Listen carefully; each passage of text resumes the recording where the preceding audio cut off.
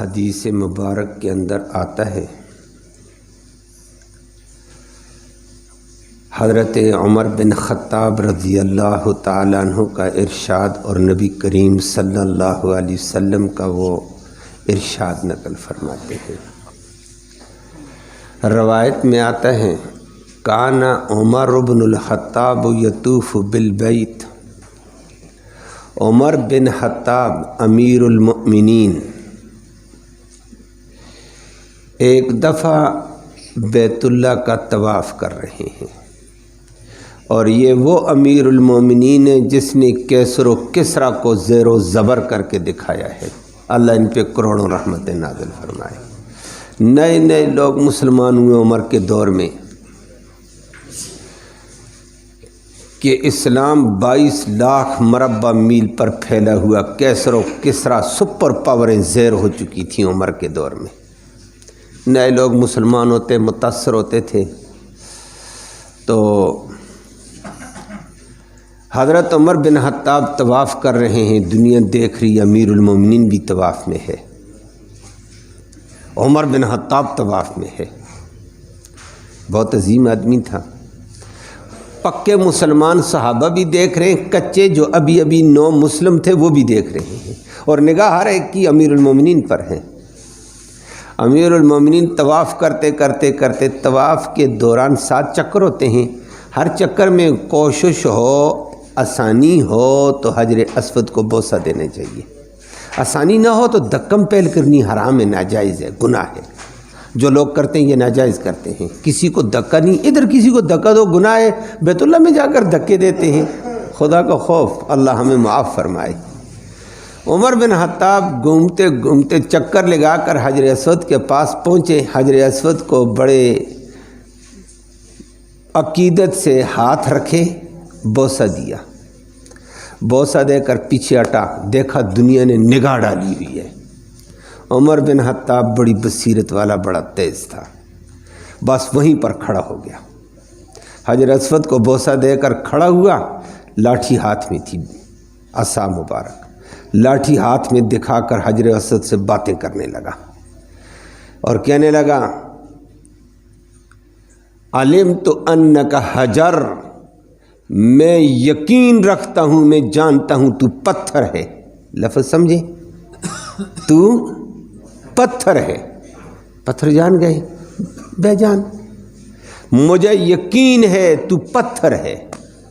آگے کیا کہہ دیا، مزید وضاحت کی ہے، لا تنفع ولا تضر، نہ تو نفع دے سکتا ہے نہ نقصان دے سکتا ہے، نفع دینے والا نقصان دینے والا اللہ ہے۔ حجر اسود بڑی برکت والا پتھر ہے، لیکن بوسہ دے کر کہتا ہے مجھے پتہ ہے تو پتھر ہے، نہ تو نفع دیتا ہے نہ نقصان دیتا ہے۔ اگلی بات کہہ دی ہے، میں نے بوسہ کیوں دیا تجھے؟ کہنے لگا لولا انی رأیت رسول اللہ صلی اللہ علیہ وسلم قبلک ما قبلتک، اگر میں نے اپنے نبی کو تجھے بوسہ دیتے ہوئے دیکھا نہ ہوتا میں تجھے بوسہ بھی نہ دیتا۔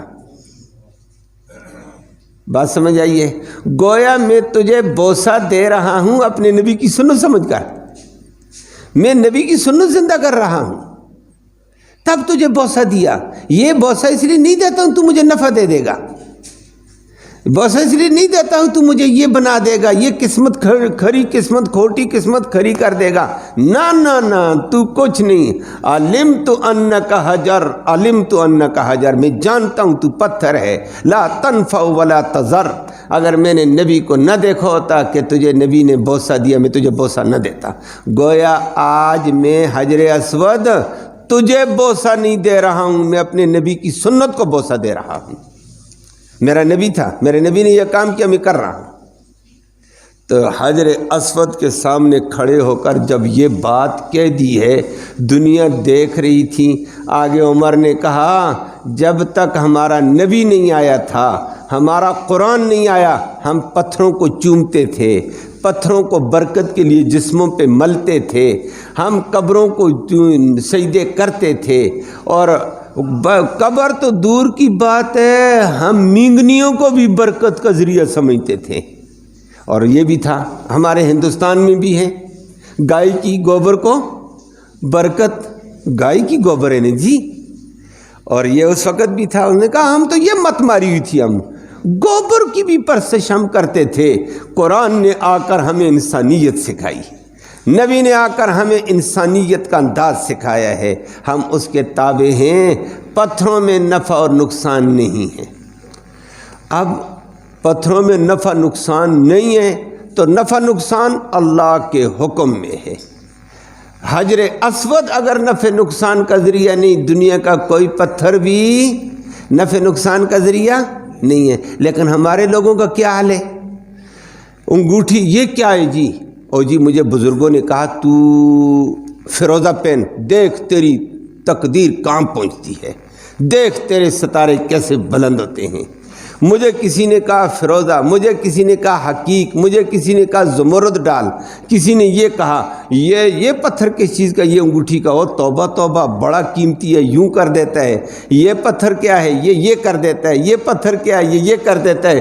عمر کہتا ہے حجر اسود بھی کچھ نہیں کر سکتا ہے, پتھروں میں کچھ بھی نہیں ہے.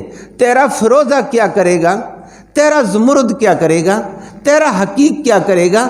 ہاں گنجائش اتنی ہے, کوئی انگوٹھی پہنتا ہے, وہ کل آپ کے سامنے بات آ جائے گی, انگوٹھی پہنتا ہے, اس کا نگینہ کسی پتھر کا لگاؤ جائز ہے.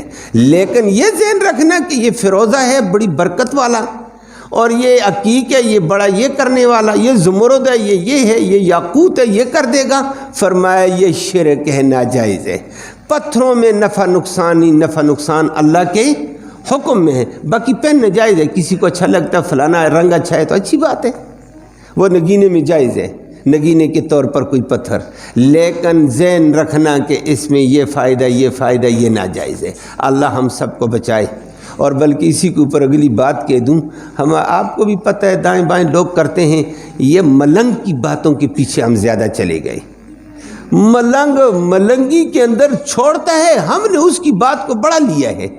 اور جو قرآن و حدیث ممبر و محراب سے ہوتا ہے وہاں ہم نے سنا نہیں, ٹائم ہی نہیں ملا ہے. سنی اپنے دین میں سن, ملنگ کی بات کا پیروکار نظر آیا ہے. اللہ ہم سب کو بچائے. فیروزہ بہت زیادہ چلتا ہے, نوجوانوں کے ہاں بھی چلتا رہتا ہے, اور برکت بڑے بڑے فوائد سناتے ہیں. ایک بندے کے پاس انگوٹھیاں رکھی ہوئی ہیں, پتھر کی فوائد شروع کیے, توبہ توبہ توبہ. میں نے کہا یہی ایک پتھر پھر انسان کو کامیابی کے لیے کافی ہے. پہنو اور پتھروں کرو جو کچھ کرتے ہو. یہ پتھروں والے بیچارے در در کی ٹھوکریں کیوں کھاتے ہیں؟ لیکن فیروزے کو کیوں کیا جاتا ہے؟ یہ ملنگ نے بڑے عجیب کام کیے دین کی دشمنی اور بغض میں. اس نے وہ طریقے کر کے فوائد جھوٹے موٹے بتائے ہیں, عقیدہ بھی خراب, سارا معاملہ ہمارا خراب کر دیا ہے. فیروزہ پہنا کر کہہ دیا یہ بڑا برکت والا, یہ یوں کر دیتا ہے, یہ یوں کر دیتا ہے. فیروزہ کیا کرتا ہے؟ کہتا ہے جی دشمن زہر ہو جاتا ہے, تیرا مخالف زہر ہو جائے گا, تیرا مخالف ڈھیر ہو جائے گا, تیرا مخالف یوں ہو جائے گا, تو برتر ہو جائے گا, مخالفین سارے ذلیل ہو جائیں گے, مٹ جائیں گے. کہتا ہے وہ کیسے؟ پھر ملنگ اپنی مجلس میں بتاتا ہے, سنیوں کو نہیں بتاتا ہے ابتدا میں. کہتا ہے فیروز نامی آدمی تھا, ابو لولو اس کی کنیت تھی. صبح کی نماز میں عمر پر حملہ اسی ظالم نے کیا تھا. یہ مجوسی تھا ابو لولو, فیروز اس کا نام تھا. اس نے صبح کی نماز میں عمر پہ حملہ کر کے عمر کو شہید کیا تھا مصلی رسول میں, مسجد نبوی میں. بڑے حملے کیے, 13-14 حملے کیے تھے. عمر نے اللہ اکبر کر کے نماز پڑھانی شروع کی ہے. وہ ظالم پچھلی صف میں تھا, تلوار اس کی چادر کے نیچے چھپائی ہوئی تھی. اس نے عمر پر ایک بار, دوسرا بار, تیسرا بار, چوتھا بار کیا. حضرت عمر کا پیٹ کٹ کر کمر تک چلا گیا. حضرت عمر نے ایک دم پیچھے عبد الرحمن بن عوف کو پکڑا, مصلی پہ لایا, نماز پڑھا. نماز نہیں چھوٹی. عمر جاتا جانے دو. واہ عمر تیرے اوپر رب کی کروڑوں رحمتیں ہوں, نہیں تو ہائے اللہ, ہائے وہ, ہائے فلاں. فرما عمر نے کہا عمر دین کو نافذ کرنے کے لیے آیا ہے, عمر کچھ نہیں ہے. عمر ایک طرف ہو کر دو زانو بیٹھ کر نماز پڑھ رہا ہے. کہتا نماز جانے نہ جائے, اور معذور آدمی کا خون بہتا رہے تو جائز ہے نماز, کیونکہ یہ خون رکنے والا تھا ہی نہیں, نماز جا رہی تھی.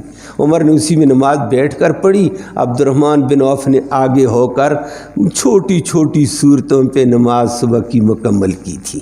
اور عبداللہ بن عباس خود کہتے ہیں کہ جس وقت نماز میں اللہ اکبر کی تو ہم نے کہا صدا تو امیر المومنین کی اللہ اکبر کی. عبداللہ بن عباس کہتے ہیں میں چوتھی صف میں تھا، لیکن جب قرات الحمدللہ چلی عبد الرحمن بن عوف بول رہا ہے. ہم نے کہا یہ کیا ہوا ہے؟ اس نے پھر عبد الرحمن بن عوف نے الحمدللہ رب العالمین جلدی قل اعوذ برب الفلق قل اعوذ برب الناس 2 سورتیں پڑھی السلام علیکم ورحمۃ اللہ.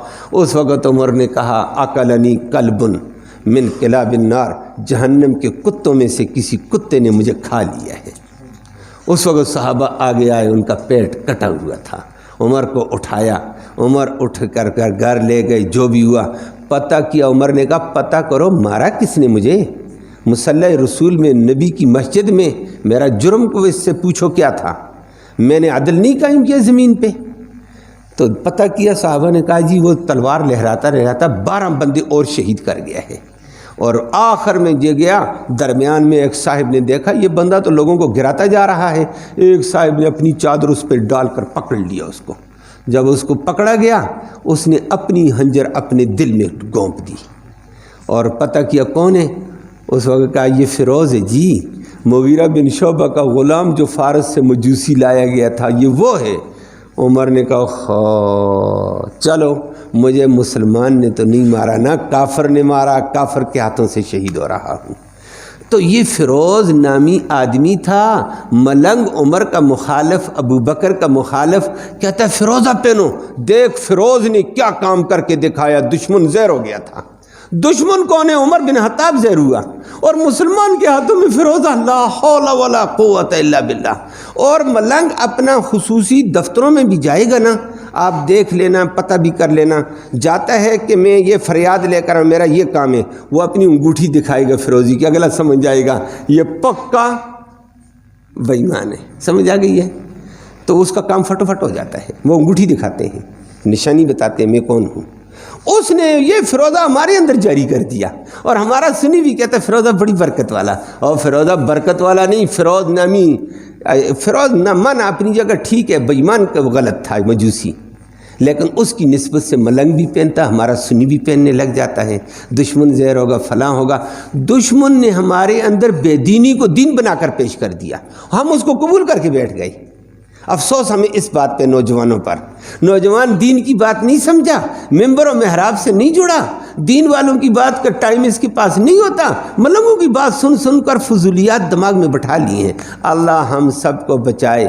تو کوئی بات نہیں، نہ فیروزہ کچھ کرے گا، نہ حقیق کرے گا، نہ زمرد کرتا ہے، نہ یاقوت کرتا ہے، نہ زبرجد کرتا ہے، نہ کچھ کرتا ہے. حجر اسود میں یہ طاقت نہیں تو کسی میں بھی نہیں ہے. یہ طاقت نفع نقصان کی صرف اللہ کے پاس ہے.